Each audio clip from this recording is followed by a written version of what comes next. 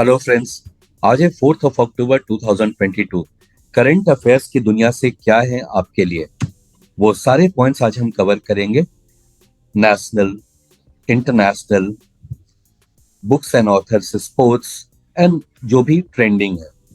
सबसे पहला तो ट्रेंडिंग अभी न्यूज है और मोस्ट इंपॉर्टेंट न्यूज आ रहा है, वो है नोबेल प्राइज का अनाउंसमेंट हो रहा है। और पहले जो दिया गया पहला प्राइज वो मेडिसिन या फिजियोलॉजी के लिए दिया गया है। ये किसको मिला है ये जानना, ये कुछ ही आवर्स पहले का ये न्यूज है। राइट आंसर है इसका स्वांते पाबो, जो एक स्वीडन के एक साइंटिस्ट हैं और इनको मिला है ये रहे स्वांते पाबो। अब हम टेकअवेज देख लेते हैं। The Nobel prize in physiology और medicine was awarded to Swedish scientist Svante Paabo for his discoveries on human evolution. और 1982 में देखिए इनके फादर को भी प्राइज मिला हुआ है, नोबेल प्राइज। ये जो नोबेल प्राइज है इसका ये पॉइंट जरूर याद रखिएगा कि 5 एरियाज में ये दिया जाता है। 5 एरियाज में ये नोबेल प्राइज दिया जाता है और वो है केमिस्ट्री, फिजिक्स, फिजियोलॉजी या मेडिसिन, लिटरेचर।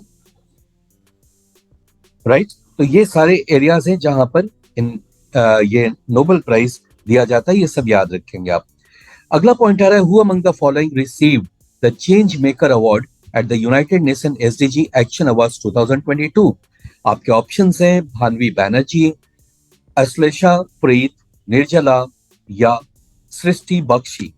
और राइट आंसर है D option, that is Srishti Bakshi. Takeaways देखते हैं।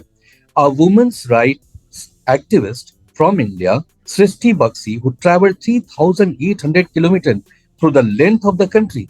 सो कंट्री के, इंडिया के पूरे लेंथ को इन्होंने कवर किया जस्ट अवेयरनेस लाने के लिए कि जो जेंडर बायस्ड वायलेंस होता है या समाज में जो इनइक्वालिटी है बिटवीन मेन एंड वुमेन, इसके लिए अवेयरनेस लाने के लिए इन्होंने ये कैंपेन किया।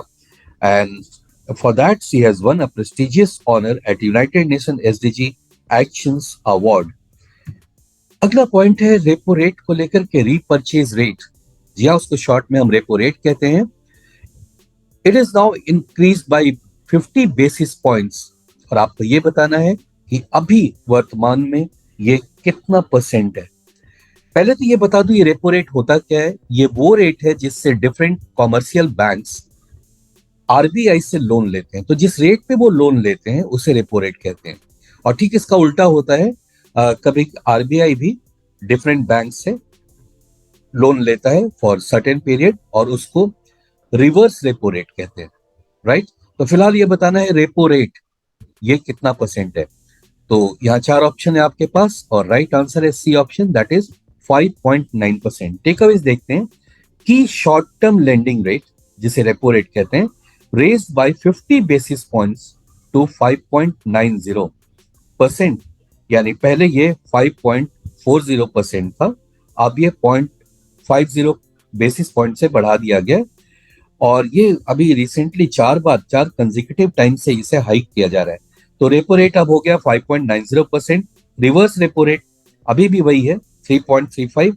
और सीआरआर कैश रिजर्व रेशियो 4.5% और एसएलआर स्टैट्यूटरी लिक्विडिटी रेशियो ये 18% है।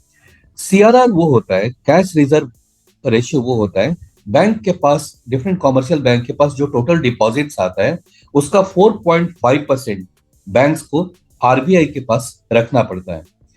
वैसे ही ये एसएलआर है, स्टैट्यूटरी लिक्विडिटी रेशियो, ये वो रेशियो है, यानी कि बैंक के पास जो पैसा आता है, डिफरेंट कॉमर्शियल बैंक्स में जो पैसा डिपॉजिट होता है उसका 18% उनको हर समय रेडी रखना पड़ेगा। यानी कि सीआरआर और एसएलआर के जो पैसे हैं ये दूसरों को वो लोन के फॉर्म में नहीं दे सकते हैं। ये हर समय इनको सीआरआर आरबीआई के पास रखना पड़ता है 4.5% और एसएलआर 18%। डिटेल में जानना हो हमारा ऑलरेडी एक वीडियो है, आप उसे देख लें, ये कंप्लीट आइडिया आपको हो जाएगा डिफरेंट रेट्स क्या है और रेशियोज क्या है। तो डिफरेंट रेशियोज यानी सीआरआर एंड एसएलआर रेशियोज हैं ये, और रेपो रेट और रिवर्स रेपो रेट ये रेट है परसेंटेज। राइट, अगले पॉइंट पे चलते हैं हम और देखते हैं by what percentage has RBI cut real gross domestic product. So RBI ने जो पहले बोला था कि 7.2% होगा इंडिया का जीडीपी इन फाइनेंशियल ईयर 2023, अब उसे थोड़ा कम कर दिया है और कम करके 7.2% से कम करके कितना हो गया है, वो है बी ऑप्शन, दैट इज 7%। ये है आरबीआई के वर्तमान में गवर्नर, और इनका नाम है Shaktikanta Das. So RBI Governor Shaktikant Das on 30th of September announced that the Monetary Policy Committee in its September meeting decided to reduce its real GDP forecast for the financial year 2023 to 7%। अगला point आ रहा है international news का। Kazakhstan ने अपने capital का पुराना नाम, जो उसका था पहले भी इसी नाम से इसका कैपिटल था, उसे बहाल कर दिया है। कुछ समय तक के लिए ये कैपिटल कजाकिस्तान का था नूर सुल्तान, अब ये बदल करके वापस क्या कर दिया गया है। कजाकिस्तान यहाँ पे है, कंट्री को भी समझ ले, दुनिया का 9th सबसे बड़ा कंट्री है ये कजाकिस्तान। ये आप इसे कह सकते हो सेंट्रल एशियन कंट्री। यहाँ पर कई ऐसे कंट्रीज थे जो रशिया से टूट के 1991 में बने थे, उसमें एक कजाकिस्तान भी है। तो अभी इसका कैपिटल क्या है वो आपको बताना है। ऑप्शंस आपके पास है और राइट आंसर है अस्ताना। ये पहले भी कैपिटल इसका नाम था, यही कैपिटल था, बाद में इस नूर सुल्तान इसका नाम कर दिया गया, अब वापस इसे अस्ताना कर दिया गया। Kazakhstan president Qasim Jomart Tokayev is to restore the former name of country's capital Astana just 3 years after he named it in honor of his predecessor। तो ये जो यहाँ के प्रेसिडेंट हैं, इनके पहले थे जो प्रेसिडेंट नूर सुल्तान उनका नाम था, उनके नाम पे कैपिटल कर दिया गया था, बट अब इसे वापस पुराने नाम से जाना जाएगा, वो है अस्ताना। अगला पॉइंट आ रहा है in August 2022 the number of credit cards in operation has fallen to around 78 million. तो काफी ज्यादा जो क्रेडिट कार्ड्स थे मार्केट में, वो काफी सारे हटा दिए गए या लोगों ने विड्रॉ कर दिया, क्योंकि आरबीआई ने एक नया रूल निकाला, एक मैंडेटरी कर दिया कि क्रेडिट कार्ड होल्डर्स को अपने कार्ड को डीएक्टिवेट करना पड़ेगा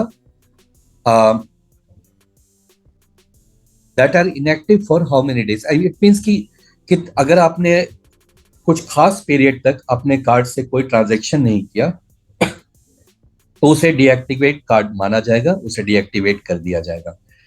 तो ये जो टाइम पीरियड है कितना है, यानी उतने समय के अंदर आपको कोई ना कोई ट्रांजैक्शन करना है, अदरवाइज आपका कार्ड जो है क्रेडिट कार्ड वो फंक्शनल नहीं होगा। तो ऑप्शन आपके पास है और राइट आंसर है इसका 365 days, that is D option.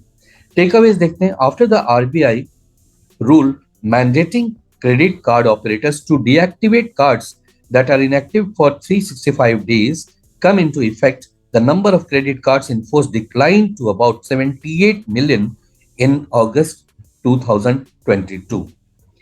Next point आ रहा है, which day is celebrated worldwide as International Day of Older Persons।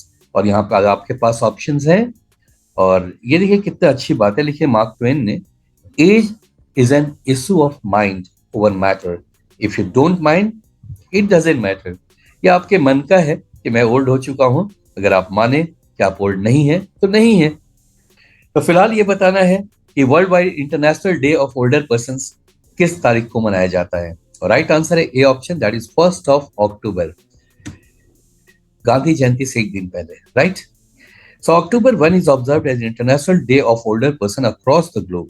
The day was introduced by United Nations General Assembly with an aim of honoring the contribution of older person and looking into problems that they face।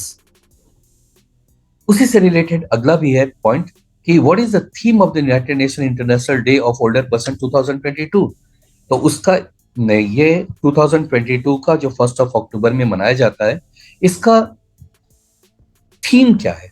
तो 4 option है आपके पास यहाँ, और सबसे बड़ा वाला जो option है वही राइट आंसर है, that is B, resilience of older person in a changing world।